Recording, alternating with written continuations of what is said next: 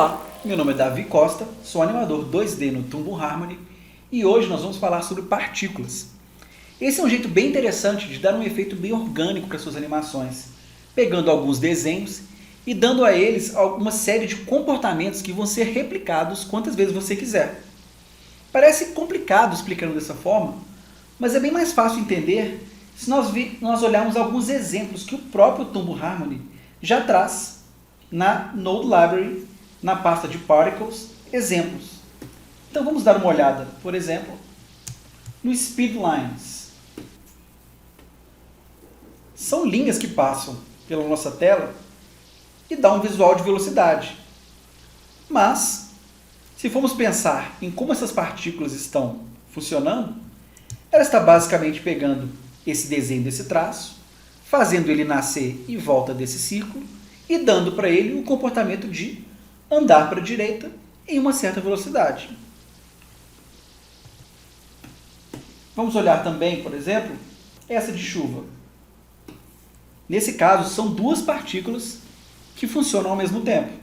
Uma delas faz esses traços caírem de cima para baixo, ao longo de toda essa área.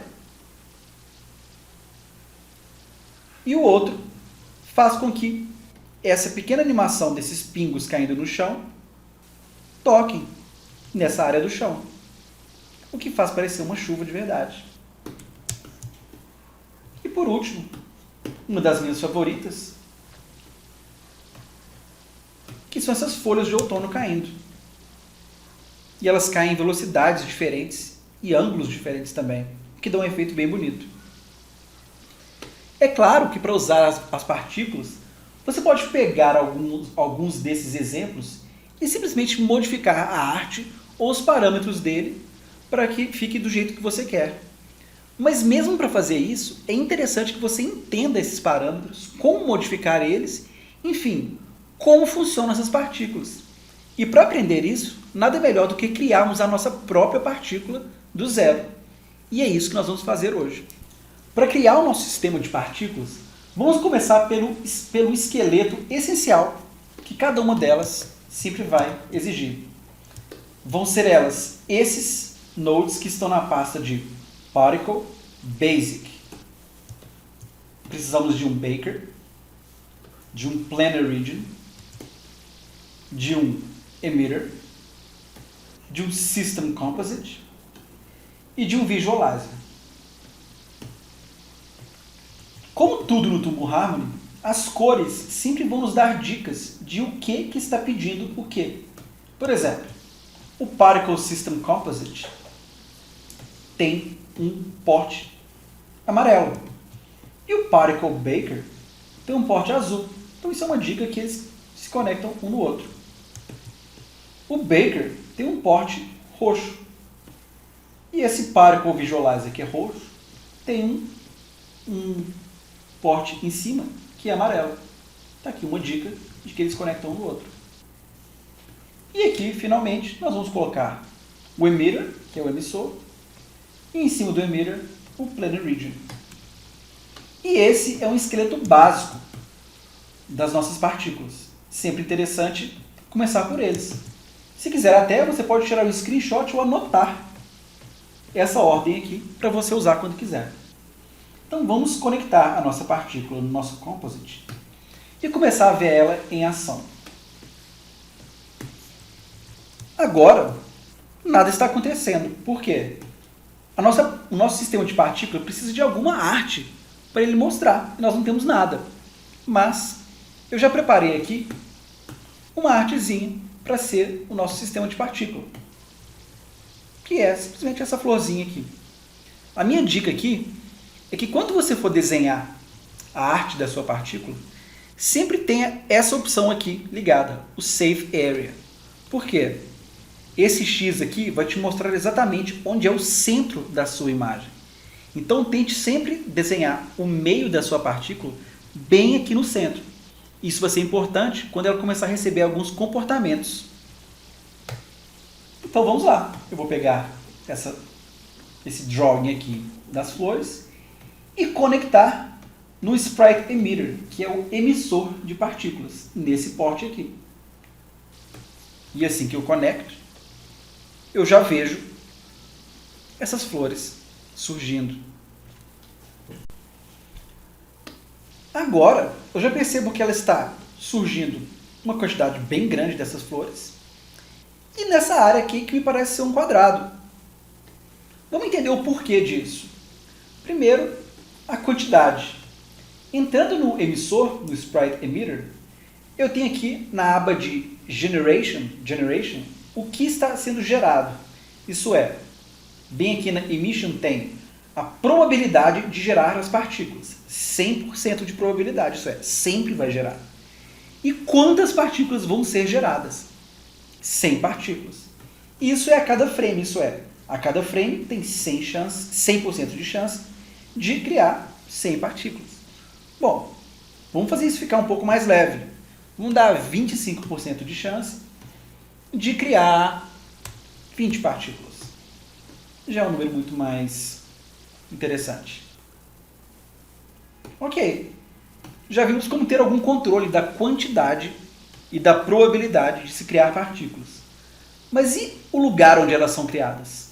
E é aqui que vem o Planar Region, que é a região onde essa partícula é criada. Se eu selecionar ele e clicar aqui em Show Control, eu consigo ver esse quadrado que é exatamente essa região aqui. Eu posso, inclusive, modificar ele e ver em tempo real que o lugar onde essas partículas estão sendo geradas se modifica. Inclusive, quanto menor esse lugar, mais amontoadas essas partículas estão. E quanto maior, mais espalhadas elas vão estar. Eu também posso mudar o formato dessa área, entrando aqui nas propriedades do region e vendo que o shape é um retângulo. Eu posso mudar para um disco, para um triângulo, para uma linha, etc. Inclusive, eu posso selecionar uma imagem e conectar nesse porte aqui e a área dessa imagem será a área de geração dessas partículas. Mas nesse caso aqui, como nós estamos fazendo algo bem básico, eu vou manter um retângulo. Para modificar a posição desse retângulo, eu gosto de colocar um peg em cima do Planar Region. E daí eu movimento esse peg como eu movimento qualquer peg, que nós já estamos acostumados. Vamos deixar bem aqui. Ok. Nós já temos controle sobre quantas partículas vão ser geradas e onde elas vão ser geradas. Agora, vamos dar alguns comportamentos para ela e elas vão começar a ficar um pouco mais interessantes. Primeiro, vamos dar um movimento para ela. Para isso, tem algumas formas diferentes. Eu vou usar, aqui na pasta de Modifier, esse node aqui, Velocity. Isso é, eu vou dar uma velocidade para as nossas partículas. Assim que eu conectar no Particle System Composite, nós já vemos isso acontecer. Eu também posso entrar nas propriedades do Velocity e modificar algumas coisas. Por exemplo, a velocidade em que elas se movimentam.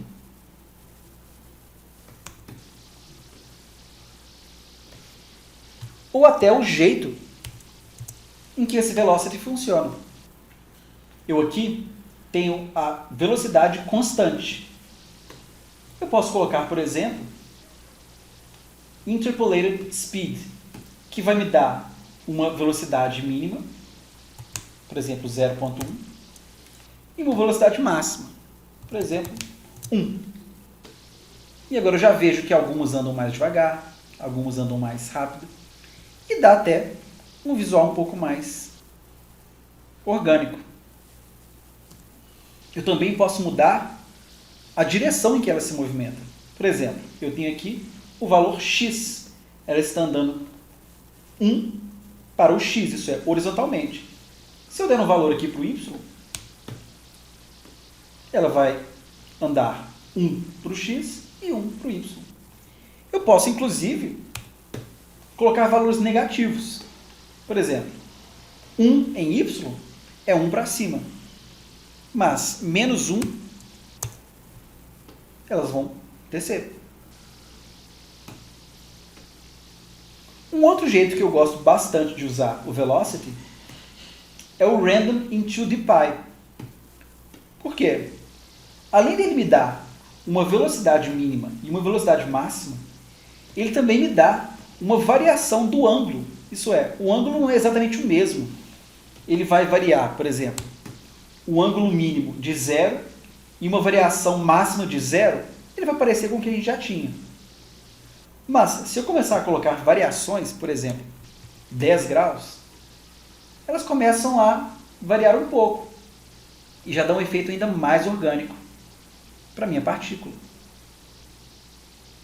Um outro jeito para mudar a direção em que o velocity funciona é colocando um peg nele. E é o jeito que eu gosto de utilizar. Veja aqui o nosso velocity. Eu coloquei o peg e eu vou girar ele. E aí eu já vejo que a partícula respeita a direção que eu coloquei. Legal, né? Bom, vamos para mais um comportamento diferente, que seria o gravity. Vamos colocar um pouco de gravidade nessa partícula. Qual que é a diferença entre o gravity e o velocity? Velocity é uma direção em que essa partícula recebe ao nascer. Já o gravity é uma força que vai empurrar essa partícula em uma direção, não só quando ela nasce, mas ao longo de toda a vida dela. Então, eu vou encaixar aqui e já vejo que ela está caindo, e bem forte. Eu vou entrar nas propriedades do gravity e deixar ele um pouco mais suave. 0,1 negativo no y.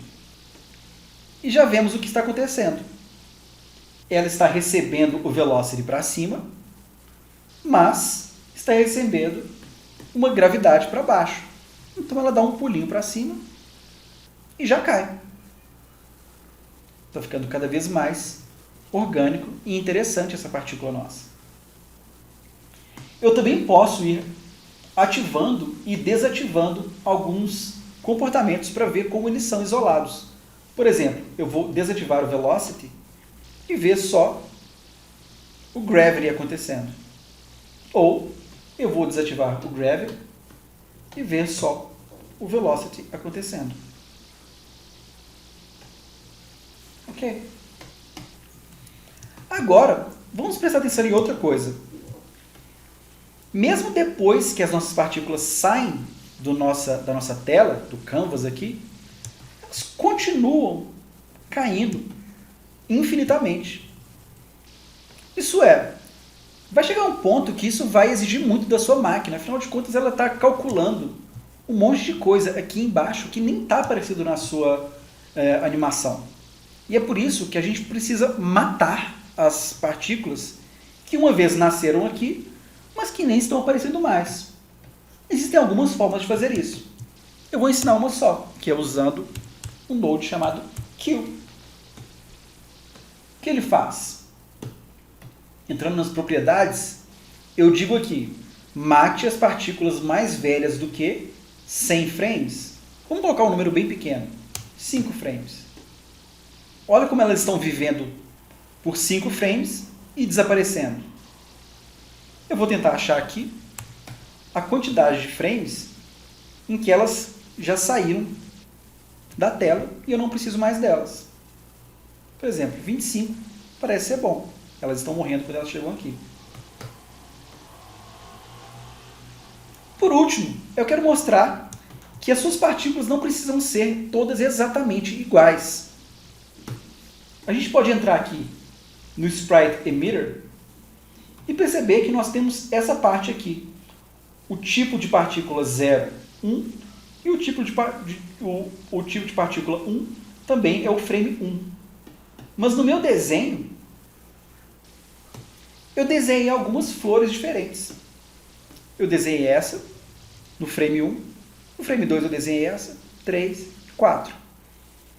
Eu posso fazer com que todas elas façam parte do sorteio de arte que vai ser gerado aqui. Então eu vou entrar no Sprite Emitter e vou colocar o tipo 0, 1, e o tipo 1 vai ser o frame 4. Assim ele vai pegar todas, a 1, a 2, a 3 e a 4. E agora eu começo a gerar partículas de todos os tipos.